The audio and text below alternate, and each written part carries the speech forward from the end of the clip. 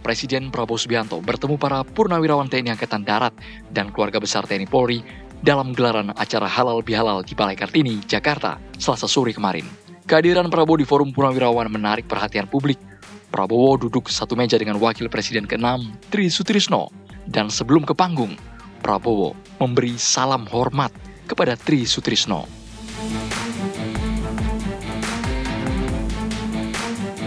Seperti diketahui, Tri Sutrisno menjadi perbincangan buntut tergabung dalam forum purnawirawan prajurit TNI. Sebelumnya, forum tersebut mengeluarkan 8 poin tuntutan. Salah satunya, mengusulkan pemakzulan terhadap Wakil Presiden Gibran Rakabuming Raka. Kehadiran Prabowo di acara Halal Bihalal Purnawirawan TNI Angkatan Darat memunculkan beragam pertanyaan di tengah isu yang bergulir belakangan ini.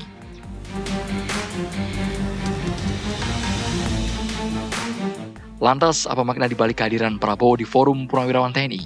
Benarkah hadirnya Prabowo merupakan upaya meredam dan merangkul para purnawirawan untuk mendukung pemerintahan saat ini? Tim TV One mengabarkan. Ya, pemirsa, Presiden Prabowo Subianto ini menghadiri acara Halal Bihalal bersama dengan purnawirawan TNI pada Selasa kemarin di Balai Kartini. Yang menjadi menarik, Presiden Prabowo ini hadir duduk berdampingan dengan Wakil Presiden ke-6 Republik Indonesia, Tri Sutrisno, yang belakangan juga menjadi perbincangan publik karena tergabung dalam forum purnawirawan TNI yang mengusulkan 8 poin tuntutan ke MPR. Apa kemudian makna dibalik kehadiran dari Presiden Prabowo Subianto dalam acara tersebut? Malam hari ini kita akan coba cari jawabannya bersama dengan sejumlah narasumber yang sudah hadir bersama kita tentunya malam hari ini. Ada Pak Iskandar Sitompul. Selamat malam Pak Iskandar. Malam Mbak Ken. Sehat ya Pak? Sehat, semangat. Tidak bosan-bosannya hadir di Apa Kabar Indonesia Tidak bosan-bosannya demi NKRI. Demi NKRI.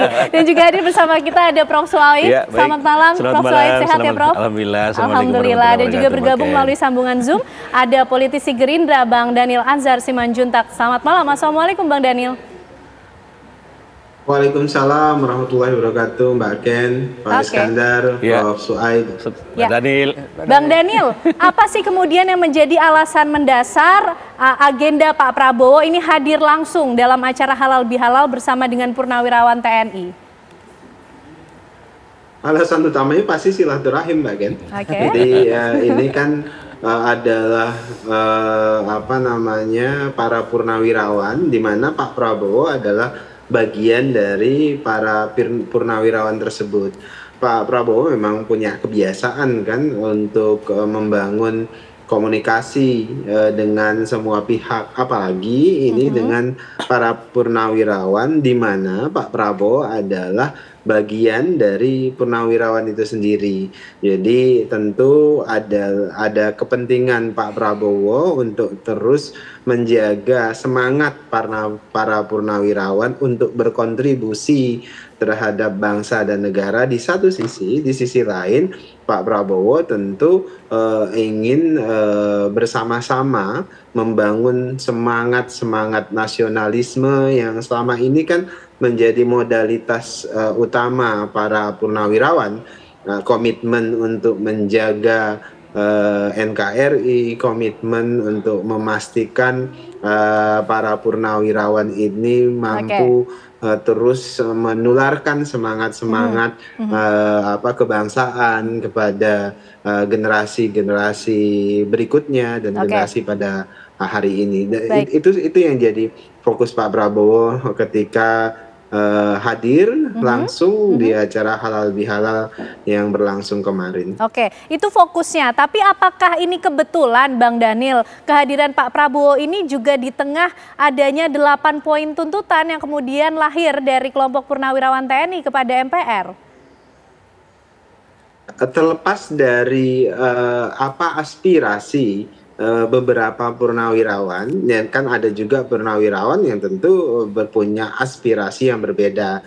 Itu hal yang biasa dalam satu komunitas besar. Dalam hal ini purnawirawan, ada yang beraspirasi misalnya secara politik A misalnya, kemudian ada yang punya aspirasi B, dan Pak Prabowo bahkan menyebutkan beliau menghormati semua aspirasi tersebut selama aspirasi tersebut konstitusional, dan perbedaan-perbedaan sikap dalam sikap politik itu adalah khasnya demokrasi.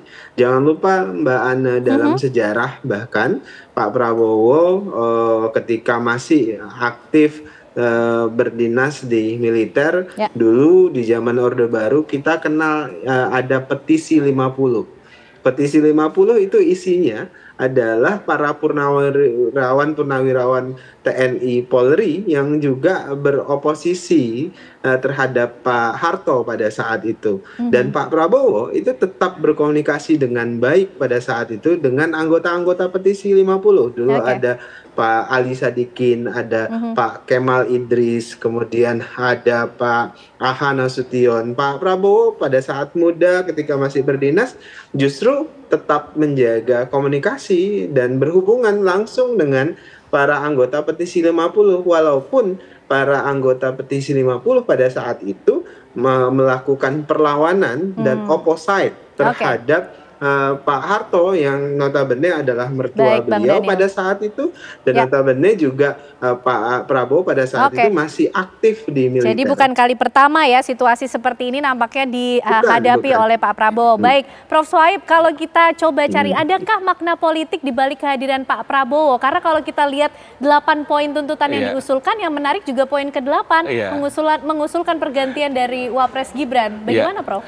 Ya betul Mbak Ken. Jadi kalau kita bicara kehadiran Prabowo ini apakah ada unsur politik, sebelum saya ke situ saya mau mengatakan dulu bahwa Pak Prabowo itu hadir kemarin dalam acara silaturahmi, kelihatannya bahagia sekali, ya bahagia. Kemudian beliau sangat senang, dan bahkan kesenangan beliau itu hampir semua petinggi-petinggi senior-seniornya waktu itu yang ada dihafal semua namanya, dihafal. Jadi artinya Pak Prabowo ini menampakkan diri bahwa saya ini adalah sebagai junior, walaupun sekarang menjadi presiden, tapi tetap hormat kepada seniornya.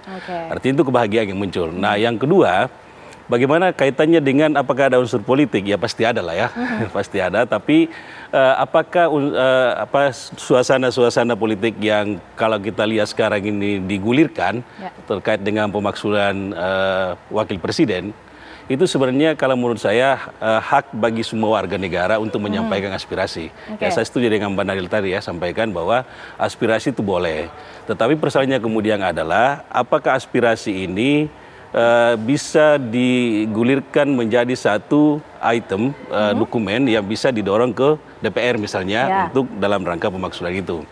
Ya, tapi yang jelasnya bahwa kehadiran Pak Prabowo itu saya lihat kemarin hampir tidak ada menyinggung tentang masalah 8 poin itu. Tapi begini Prof, kehadiran Pak Prabowo kemarin di tengah-tengah kelompok purnawirawan TNI, adanya 8 poin tuntutan sebelumnya. Ini dalam rangka melunakkan, menjinakkan atau merangkul para purnawirawan TNI tersebut? Ya bisa jadi ya, bisa jadi ya. Mungkin kalau saya sebagai junior mengatakan, senior-senior tolong ya jangan sampai dalam kepemimpinan saya ini tidak dibantu dengan baik. Kan sebenarnya Pak Prabowo di dalam pidatonya beliau mengatakan bahwa tolong senior-senior saya dibantu dalam hal bagaimana menjaga negara kesatuan Republik Indonesia.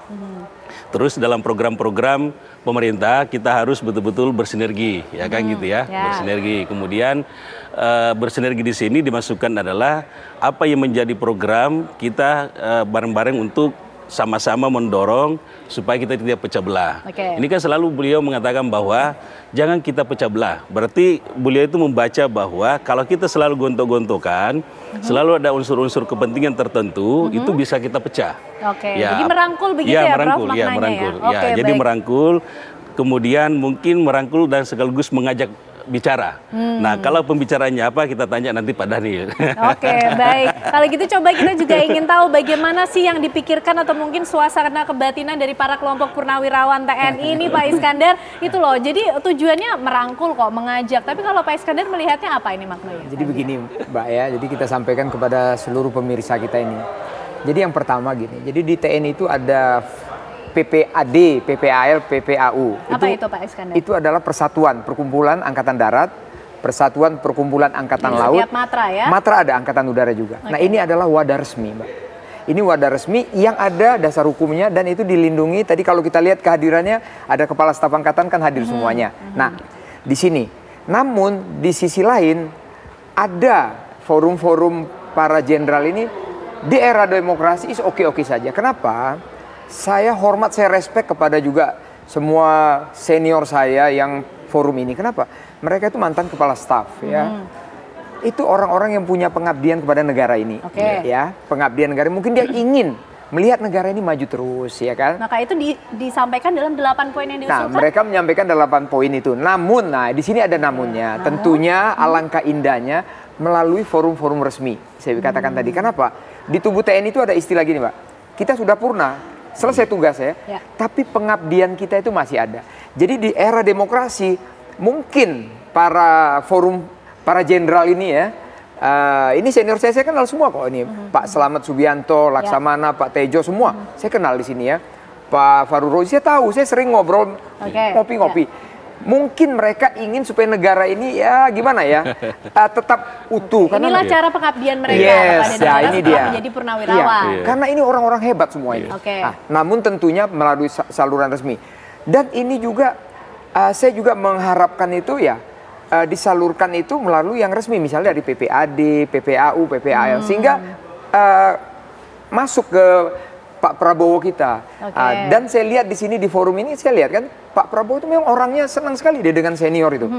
Dia hormat, respect sama senior semuanya. Nah tentunya di dalam forum ini ya mudah-mudahan semuanya jadi nyaman, semuanya jadi happy. Begitu saya sampaikan. Dan tolong, tolong janganlah kita melihat forum ini saja atau kejadian ini saja. Mari kita lihat lingkungan strategik, lingkungan strategik TNI. Baik, kita juga nanti akan bahas lebih lanjut tentunya bagaimana kemudian kehadiran atau sikap dari kelompok purnawirawan TNI ini betulkah pendukung penuh jalannya pemerintahan dari Presiden Prabowo Subianto lewat 8 poin usulan tersebut. Pemirsa, kami hadirkan ulasannya untuk Anda usai jeda.